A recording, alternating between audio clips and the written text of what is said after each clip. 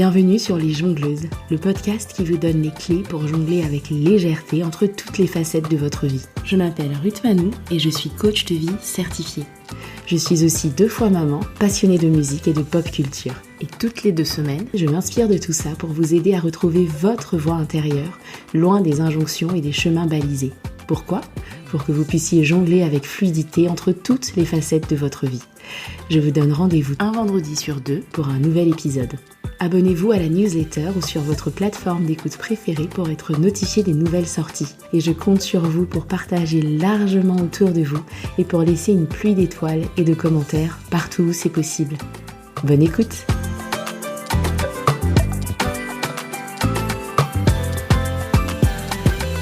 Hello mes chères jongleuses, j'espère que vous allez bien. Dans l'épisode d'aujourd'hui, je suis rejointe par une de mes anciennes clientes, connue sous le nom de Poulane Devi sur les réseaux sociaux. Elle partage avec nous les raisons qui l'avaient poussée à faire appel à mes services en coaching. Poulane souhaitait trouver le juste équilibre entre son identité d'entrepreneur et les autres facettes de sa vie, tout en étant soutenue pour affiner sa vision pour son activité et prendre des décisions alignées en toute sérénité. C'est exactement ce qu'elle en a retiré et à l'entendre plus encore. Vous l'entendrez nous raconter ce que notre travail ensemble lui a apporté sur les plans professionnels comme personnels. Une confiance en elle décuplée, une facilité à écouter son intuition et son instinct, des outils pour prendre des décisions facilement ainsi qu'une amélioration de ses relations interpersonnelles ou de la gestion de son énergie au quotidien. Si vous ne connaissez pas encore Poulane Devi, je vous invite à aller découvrir son travail sur Instagram notamment. Elle est entrepreneure, créatrice digitale, podcasteuse et consultante en culture du yoga. Elle sensibilise les professeurs de yoga à avoir un enseignement inclusif et respectueux de cet art indien millénaire. Merci Poulane pour ton partage généreux et pour ta confiance. Et quant à vous mes chères jongleuses, je vous souhaite une bonne écoute. Hello Brigitte, ça fait plaisir de te revoir. Comment ça va? Bonjour Ruth, ça va bien? Merci, et toi? Ça va bien, je te remercie. Ça fait toujours plaisir de revoir des anciennes clientes.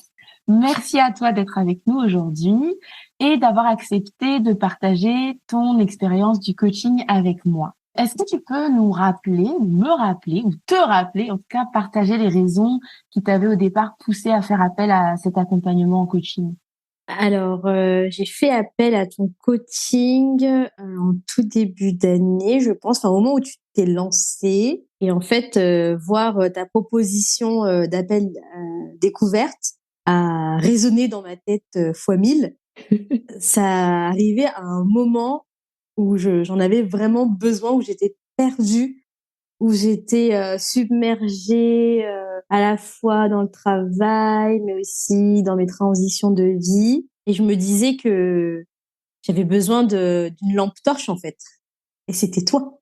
C'était toi. J'avais besoin d'une boussole, en fait, à ce moment-là, qui m'aide justement à trouver cet équilibre dans ma vie, parce que c'est ce que je cherchais.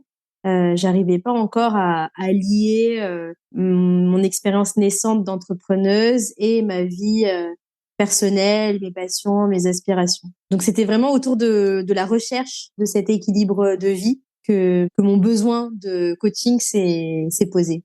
Je comprends effectivement du coup que ça ait résonné pour toi. Beaucoup de gens hésitent au moment de passer à l'action en se disant je vois pas là tu vois typiquement ma problématique c'est sur le travail ou c'est à la maison, je vois pas ce qu'une personne extérieure pourrait m'apporter ou ce qu'un coaching pourrait m'apporter. Toi t'as pas eu cette hésitation là? Non, parce que je trouve que une coach pour moi c'est quelqu'un qui va te faciliter la réflexion pour prendre une décision. Pour moi, c'est comme ça que je vois une coach. Et en fait, je pars du principe que toi, tu sais profondément toujours en fait ce que tu veux. C'est juste que Toi en tant que cliente, tu veux dire? oui, voilà, moi en tant que cliente en tout cas. Et je me suis dit, j'ai besoin de quelqu'un qui m'aide à tenir le bâton avec moi, tu vois, qui m'accompagne à aller creuser ces pistes qui me paraissent effrayantes parfois, et que j'ai besoin en fait de cette personne-là qui va m'aider à faire sortir toutes ces émotions, ces éléments essentiels à la prise de la décision, par exemple. Donc non, moi j'ai pas hésité. Et du coup, qu'est-ce que cet accompagnement t'a apporté? Beaucoup de clarté sur pourquoi je fais ce que je fais dans ma vie professionnelle, par exemple. Ça m'a aussi donné de la confiance, mais apprendre à me faire confiance à moi-même, tu vois. Je bute sur quelque chose, ok, qu'est-ce que Ruth me dirait à ce moment-là, tu vois? Quels sont les outils qu'elle m'a transmis pour que je puisse soit me dépatouiller d'une situation ou que j'étale une situation dans laquelle je me sens bloquée. En fait, pour moi, ce coaching, ça m'a vraiment à la fois apporté de la confiance en moi, suivre mon instinct, surtout ça.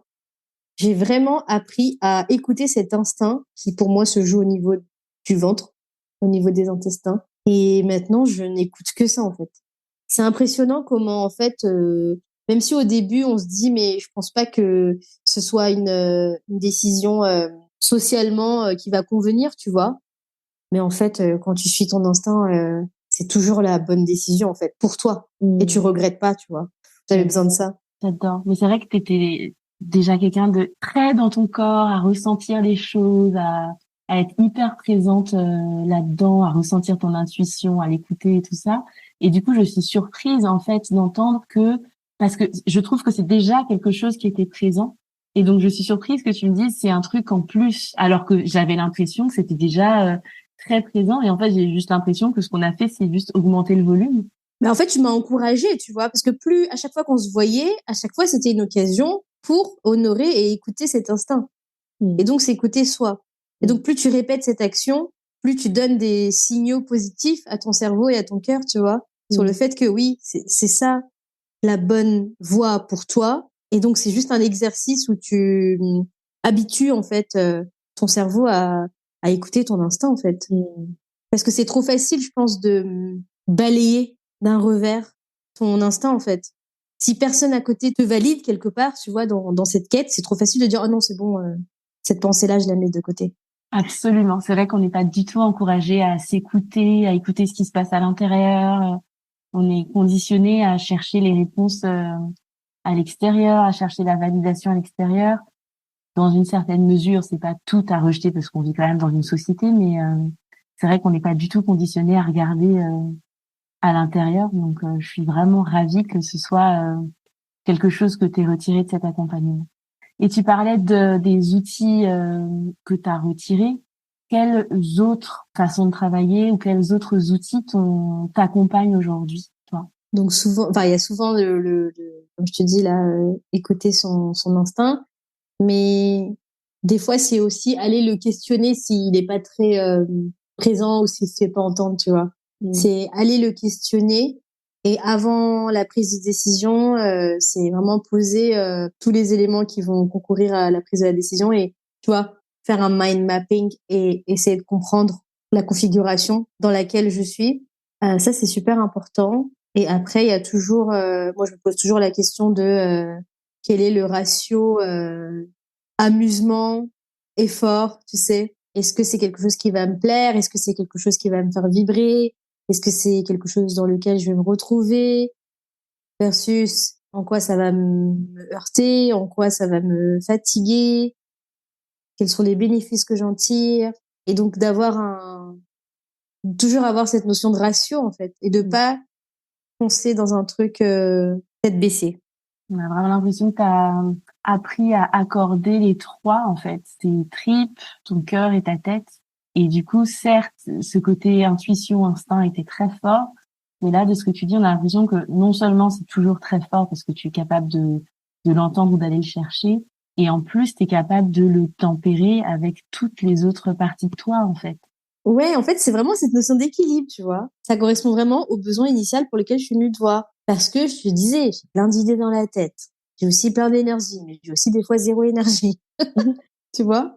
Donc, je suis vraiment dans un paysage où j'arrive à voir vers où je vais et qu'est-ce qu'il me faut comme effort pour y aller. Tu vois, par exemple, si je prends un exemple concret, là, en ce moment, je suis en train de travailler sur la création de ma masterclass, mon cours en ligne. Mais en même temps, à côté, la création de contenu pour Instagram, elle toc-toc. Et tu nous as oubliés, tu vois, je pourrais me dire, il faut que je me laisse quelques jours dans la semaine pour faire de la création de contenu, mais juste pour assouvir cette pensée-là qui vient et qui me dit, occupe-toi de nous, mais en même temps, je suis hyper occupée à côté et je peux pas en fait me décupler dans tous les sens parce que je suis focus à 100% sur un masterclass. Et je dis pas que cette pensée-là, elle me vient pas, hein. Bien sûr qu'elle me vient régulièrement, mais je lui dis pas tout de suite. Laisse-moi finir ma masterclass et après je viens. Et après on donne 100%, tu vois. Comment t'aurais géré un cas comme ça avant? J'aurais, je te dis, je pense que j'aurais quand même créé. Alors créé pour créer. Donc ça veut dire qu'il n'y aurait pas eu de la valeur derrière. Et j'aurais été tout aussi mal parce que oui, j'ai créé pour créer. Puis en fait, ça se trouve le poste il va pas avoir autant de reach, d'exposition et que du coup je me dirais au final t'as créé mais ça servait à rien. Ouais. Non, du coup je fais pas. J'ai décidé de pas rentrer dans ce jeu-là en fait. Mais ce qui est intéressant, c'est qu'on voit que la pensée, on va pas dire parasite, mais le petit truc qui réclame ton attention, ça disparaît pas. Tout comme les circonstances de la vie qui te bousculent un peu, ça disparaît pas. Mais à t'entendre, on a l'impression que ta façon de l'accueillir et de le gérer et de le vivre a changé. Oui, c'est ça. Je veux pas le balayer en fait pour qu'il revienne plus tard. Je veux juste lui dire que je t'ai entendu et que tu auras ton temps de gloire plus tard en fait. Ton temps de gloire, j'adore. Tu auras toute mon attention plus tard. C'est un travail de priorisation en fait que j'arrive mieux à faire maintenant. Donc tu nous as bien partagé les raisons qui t'avaient amené à travailler avec moi. Comment les choses ont évolué depuis pour toi? Parce qu'on a fini de travailler ensemble en septembre. Comment tu te sens maintenant par rapport au côté où tu étais perdu, tu avais plein d'appels de phares, de plein de choses différentes, perdu un peu entre tout ça. Comment ça va maintenant? J'ai une meilleure idée de ma roadmap. De ta feuille de route? Voilà. Je sais qu'il y a des choses que je veux accomplir, qui me passionnent, notamment dans l'art, qui me passionnent énormément, mais je leur accorde une temporalité propre à chacune, tu vois, des thématiques que je veux traiter. Et c'est juste que j'organise, en fait, du coup, dans ma tête, c'est genre bien organisé. Je dis, bon, en ce moment, c'est pas la priorité, mais à partir de 2023, on pourra explorer ces pistes-là parce que ça sera moins le feu dans la cuisine, tu vois. Et j'ai vraiment l'impression d'être apaisée par rapport à ça, tu sais, par rapport par exemple des attentes qu'on peut avoir quand on a passé la trentaine, il faut qu'on ait fait ça, qu'on ait fait ça, qu'on ait fait ça. Je l'ai de moins en moins et je me dis chaque chose en son temps.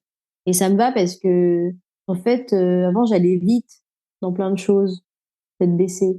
Et maintenant j'ai l'impression de prendre mon temps. Ça a l'air d'être une façon de faire les choses plus apaisée et plus sereine. Ouais, c'est ça.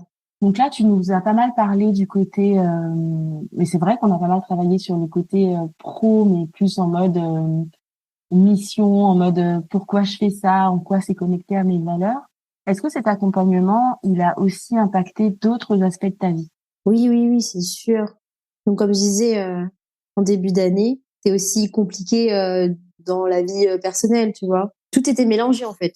En fait, je me suis retrouvée dans des situations où tout débordait tu vois, tout marchait dans d'autres dans d'autres jardins, d'autres personnes, tu vois. Enfin, c'était pas compartimenté. Enfin voilà, c'était vraiment un chaos en fait. Et je trouve que ça m'a beaucoup aussi aidé dans la manière dont je tisse mes liens et mes liens sociaux, comment je relationne avec les gens. Ça m'a beaucoup aidé là-dedans parce que c'est le même principe qui a été encouragé, c'est de suivre son instinct en fait. Tu vois, avec l'ère des réseaux sociaux, t'as envie de parler avec tout le monde, t'as envie de contacter plein de gens, t'as envie de, tu vois, créer plein de moments de synergie, etc. Mais ça, c'est pas toujours compatible en fait. L'un des bénéfices justement là du coaching, c'est que ça m'a aussi permis de me poser, de m'apaiser par rapport à tout ce surplus d'énergie par rapport aux relations sociales et de l'appréhender autrement. Et donc peut-être de faire moins d'erreurs, je dirais. Parce que tu sais, des fois, tu penses qu'avec une personne, ça va matcher, tu donnes beaucoup d'énergie, puis en fait, non. Et tu te dis, mince, qu'est-ce que j'ai fait de mal? Donc, ça arrive, quoi. Ouais, et c'est pas forcément de ta faute. Ça peut juste être une question de timing, une question de compatibilité, comme tu dis. Mais c'est vrai que si on est habitué à voir les choses d'une certaine façon, on peut soit blâmer les autres, se blâmer soi-même, alors que parfois c'est juste une question de compatibilité, de valeurs qui ne matchent pas. Soit c'est juste ça. Exactement. Surtout le timing, tu vois. Il se peut que moi je sois dans une super forme et qu'en fait la personne en face elle va pas bien. Et ça, si tu te laisses pas la place dans ton esprit pour cette possibilité-là, ça rend la relation compliquée, je pense, la relation sociale. Ça a aussi affecté positivement mon côté personnel. J'adore. Et c'est ça que je trouve intéressant avec cette forme de coaching, c'est que en fait on pense qu'on vient pour une chose et on vient pour quelque chose de beaucoup beaucoup plus profond qui va vraiment toucher les fondations de qui on est. Et parce qu'on va toucher ces fondations-là, tout le reste, qui sont en fait juste des manifestations de qui on est impacté. Sauf que toi, tu viens avec un sujet qui est X, on va creuser, creuser, creuser et se dire, ah, tu savais que c'était là? Non? Ok, qu'est-ce qu'on en fait? Je trouve ça génial parce que tu as l'impression que tu travailles sur un truc, sauf que tu vas tellement profond qu'en fait, ouais, c'est vrai, c'est vraiment profond. Et du coup, ça impacte positivement, potentiellement tout le reste et je trouve ça trop cool. Bah oui, parce que moi je pensais pas que on allait traiter ça en fait ensemble, qu'on allait traiter des choses ultra personnelles de ma vie, tu vois. Je pensais pas, enfin, je m'y attendais pas, tu vois, parce que comme tu dis, je suis venue pour un besoin que j'avais identifié, c'était l'équilibre, mais je suis obligée de traiter d'autres sujets parce qu'ils sont là en fait, ils sont là, ils reviennent de manière latente. Il faut déblayer en fait ce qui est en dessous. Ouais, il faut déblayer ce qu'il y a en dessous. Et parfois, c'est un travail qui est difficile à faire soi-même parce qu'on voit pas, en fait. On a toutes et tous des angles morts et on voit pas, on n'arrive pas soi-même à connecter les liens parfois. Où tu te dis pas, tiens, j'ai fait tel truc qui a été une réussite, qui peut peut-être m'aider pour ce nouveau truc où j'ai l'impression que je démarre de zéro. Déjà, tu démarres jamais de zéro. T'as toujours un truc quelque part sur lequel tu peux t'appuyer, une force, une réussite. Ou alors, à l'opposé, tu te dis, bah, j'ai un blocage à tel endroit. Et quand tu regardes, la source du blocage, je sais pas, moi, t'as mal au cou. Et la source du blocage, tu découvres qu'elle est en fait dans ton genou. Bah, c'est un peu pareil, en fait, avec le coaching. Tu découvres que la source, elle est dans une autre partie de ton histoire, dans une autre partie de qui tu es. Et ouais, je trouve que c'est ça qui est intéressant. Et ce qui est bien, que j'avais apprécié, c'était que à chaque séance, tu nous demandes sur quoi tu veux travailler aujourd'hui. Donc tu vois, la veille, ça aurait pu être autre chose. Et en fait, à ce moment-là, le mercredi à 10h, qu'est-ce que c'était qui te préoccupe tant? Et il est déjà arrivé que c'était complètement différent, tu vois, de ce que je voulais travailler. Mais le fait de l'avoir travaillé, ça m'a débloqué pour la suite. Exactement. Oui, c'est vrai que c'est un programme. Enfin, j'ai pas de programme en fait. J'ai zéro programme et c'est vraiment, ça part vraiment de la personne pour la personne, quoi. La seule chose qui a changé par rapport à quand on a travaillé ensemble, c'est que maintenant j'ai rajouté ce test-là sur les attitudes et c'est la seule chose fixe et formelle que je fais. Et même là, tu vois, c'est un test que va passer la personne et ensuite on a un débrief d'1h30. Mais encore une fois, c'est vraiment basé sur la personne, toujours, toujours, toujours. Et je sais pas si un jour je rentrerai dans un truc où je ferai des programmes ou des choses comme ça parce que j'aime tellement. En fait, je trouve que c'est tellement puissant de travailler comme ça parce que comme tu dis, même une demi-heure avant, tu peux avoir débloqué un truc toute seule et avoir autre chose qui est très présent. Mais oui, c'est vrai que j'ai pas de programme. C'est très fluide et je trouve que c'est très puissant comme ça. En fait, c'est vraiment ce que j'aime. Après, tu as une structure super claire. Ça commence toujours de la même manière, ça se finit toujours de la même manière. C'est les réponses qui vont faire. Enfin, c'est nous, nos réponses, ok, elles seront à chaque fois différentes, mais toi, tu démords pas, en fait, de ta posture de coach et de boussole. Alors, c'est quoi cette posture de coach dont tu parles? Mais tu vois, quand nous, enfin, je dis nous, enfin, quand je vais vouloir pas écouter quelque chose, tu vas me dire, hep. Tu vois, il y a un truc là. Tu vois ce que je veux dire? Par exemple, quand tu prends la température de nos émotions, bah, tu es là, tu vois. Tu le prends au début et tu le prends aussi à la fin. Et ça, on a besoin de cette base solide. C'est ça qui nous permet de voir l'évolution qu'on fait du début à la fin. Ouais. Et j'espère aussi, c'est ça qui fait que tu ou que vous internalisez en fait, et puis après vous le gardez pour vous-même, tu vois. Et je pense que c'est quelque chose que tu fais. Oui, oui, carrément. Parce que pendant 1 heure, dans nos sessions, il y a quand même, enfin, moi, j'ai toujours eu des changements positifs, en fait. Enfin, que le mood arrive, il soit un peu moyen, tu vois. Et à la fin, ça, c'est quand même positif, en fait. Donc, pour moi, ce que j'en tire, enfin, en tout cas, ce que mon cerveau y retient, c'est que, OK, tu passes 1 heure, tu travailles différents aspects, mais à la fin, il y a quelque chose de bénéfique. Je dis positif, ça se trouve, ça te plaît pas, hein, mais c'est positif, dans le Oui, sens où c'est exactement. bénéfique, en fait, pour toi, Exactement. dans ton travail. Donc, c'est comme ça que je te vois, comme cette boussole qui reste là, solidement. Ouais, il y a juste un truc que j'ai envie de te renvoyer, c'est qu'en fait, je révèle juste ta boussole à toi, en fait. Et tout à l'heure, avant de commencer la conversation, je te parlais des conversations qui se passent moi dans ma tête. C'est ça, en fait, que je veux pour toi et c'est ça que je veux pour mes clientes, en fait. C'est que vraiment t'entendes toute cette voix, la personne qui te dit, bon, bah là, c'est bon le café maintenant, faut retourner travailler, tu vois. Et que toi-même, tu saches gérer toutes ces parties de toi-là qui peuvent s'exprimer à un moment ou à un autre. Mais c'est vraiment, la boussole, elle est en toi, en fait. Elle a toujours été en toi. Moi, la seule chose que je fais, c'est dire, bah, regarde, c'est là, en fait. Et tu peux le faire pour toi-même. Est-ce que tu avais déjà fait appel à des modalités comme ça pour travailler sur toi-même, soit un autre ou une autre coach ou des thérapeutes auparavant? La thérapie, oui, avec une psychologue, ouais. Et pas d'autres coachs et tout ça avant? Non, c'est la première. Ok.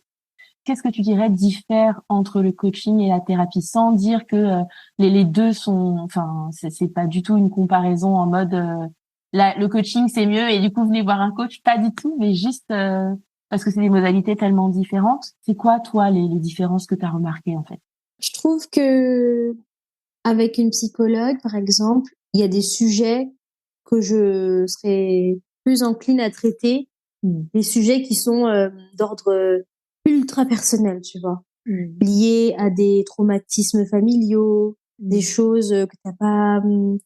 Parce que au final, avec toi, j'ai aussi traité des choses personnelles, tu vois. Donc je peux pas dire que oui, la coach c'est juste des choses pro. Je peux pas dire ça. Non, parce que la coach elle peut très bien t'aider sur un plan de vie personnel. Mais je trouve qu'avec une psychologue, j'ai l'impression qu'elle m'aidera plus à comprendre mes traumatismes, tu vois, internalisés, familiaux. Moi, je parle surtout ça, en fait, de traumatismes de ce genre-là.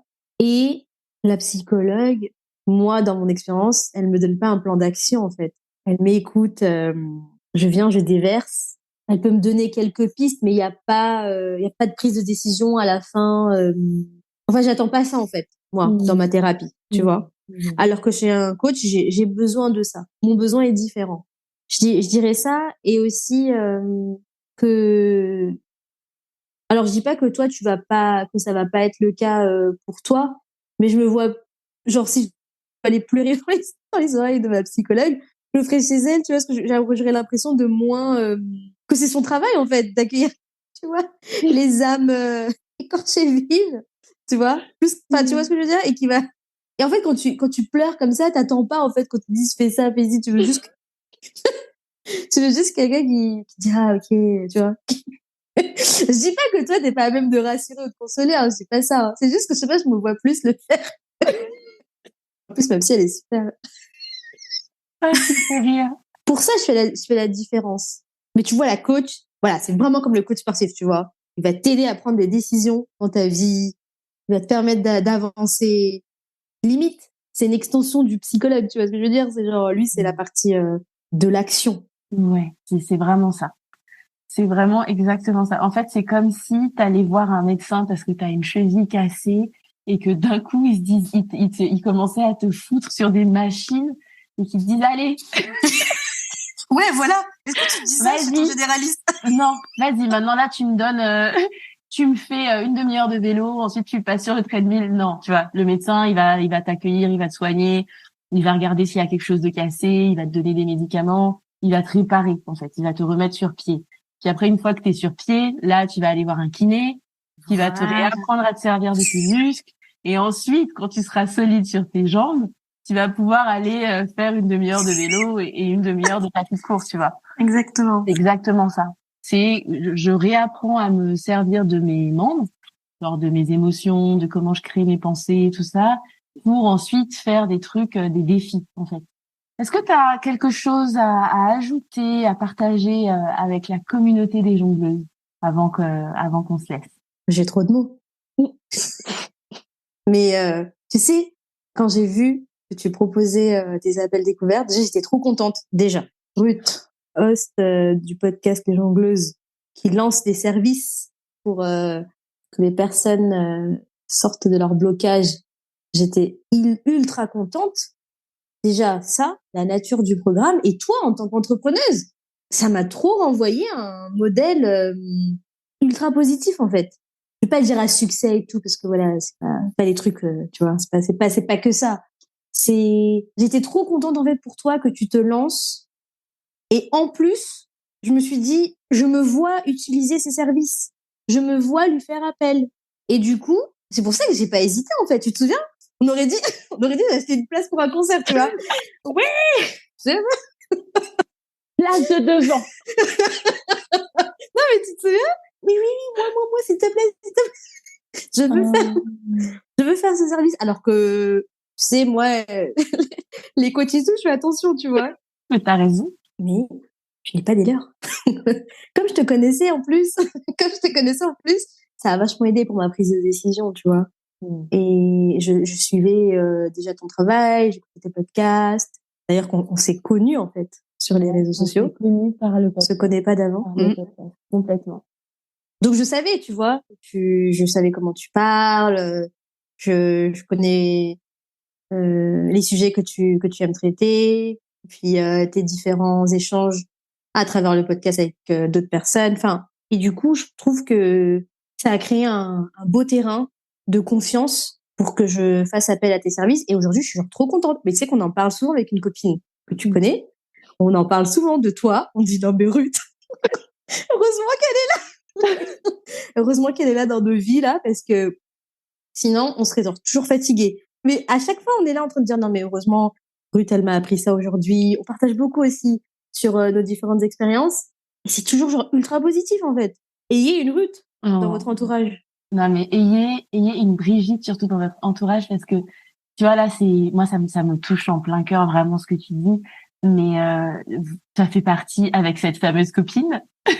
Vous avez fait partie de mes premières clientes, des premières personnes à m'avoir fait confiance, mais genre, pas juste, je te donne mes sous et je doute avec, enfin, et franchement, ça porte tellement. Je trouve que c'est tellement important parce que, en fait, le coaching, tu peux t'en servir pour faire n'importe quoi. Tu pourrais même Et te oui. servir du coaching pour coacher quelqu'un qui veut aller faire du mal à quelqu'un. Mais tu peux en faire n'importe quoi, tout comme tu peux être entrepreneuse, avoir un mindset pourri et vouloir écraser les gens. Moi, je fais ça pour la communauté, tu vois. Et le fait que vous ayez répondu présente, enfin, faire ça en ayant la communauté que j'ai, une personne comme toi, une personne comme Tsipora pour ne pas la nommer, enfin, ça porte tellement quoi. Vraiment, merci pour ta confiance, merci pour tes mots. Enfin, vraiment, ça me touche énormément et ça me donne des ailes. Et juste pour parler, tu disais les coachs, fais attention, mettez pas des leurs et tout ça.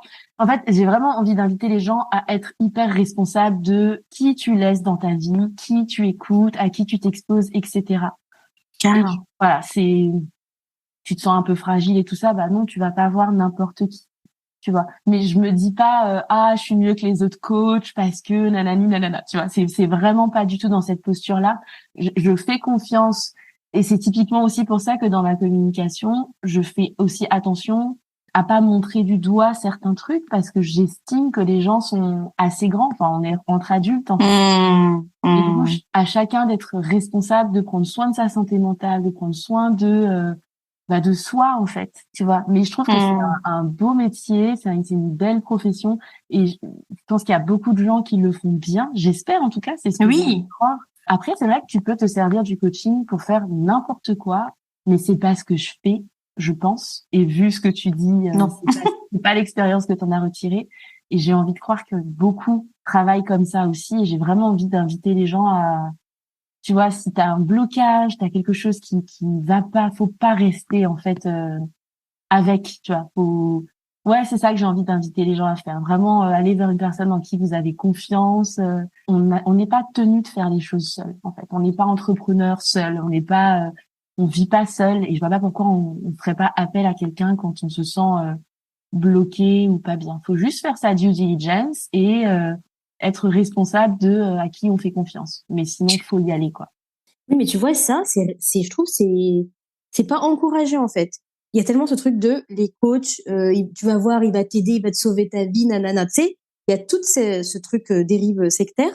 Que ce que tu dis là, d'utiliser des services de manière responsable, c'est pas encouragé, ça.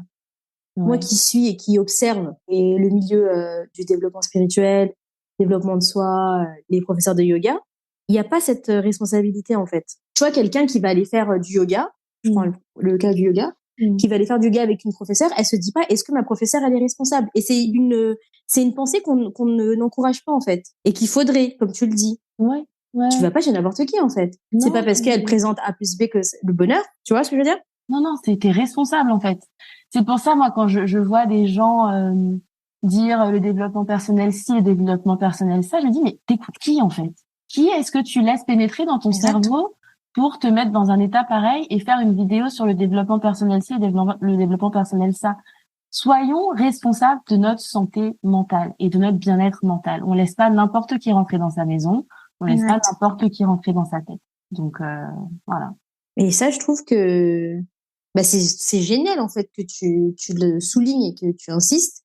Et je sais pas si c'est acquis pour la plupart. Après, c'est une manne financière de dire aux gens sans moi, t'es rien, tu vois. Parce que si je fais ça, je suis sûre que mes clientes, elles re-signeront toujours avec moi. Sauf que, en fait, les trucs que je dis aux personnes qui signent avec moi, mais c'est complètement aberrant. Tu vois, c'est complètement aberrant. Enfin, je sors d'appel découverte, je vais dire à la personne, mais en fait, tu sais que t'es déjà en train c'est génial déjà ce que t'es en train de faire. J'ai pas envie que les gens viennent vers moi, en fait, parce qu'ils sont flippés et qu'ils ont peur de pas y arriver. Quand tu viens vers moi, oui, t'as des blocages, oui, c'est un peu flou, mais j'ai envie que la personne, dès le jour 1, elle se dise, ça va, en fait, ça va. Là, je suis en train d'aller vers le mieux, mais déjà, ça va. Là où j'en suis, je suis entière, je suis pleine, je suis complète.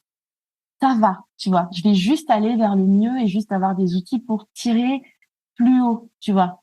Mais je veux pas, en fait, déresponsabiliser les gens. Je veux pas infantiliser les gens. Mon objectif, quand quelqu'un finit de travailler avec moi, c'est que ce soit quelqu'un qui soit bien dans sa peau, qui soit à l'aise, qui ait internalisé les outils.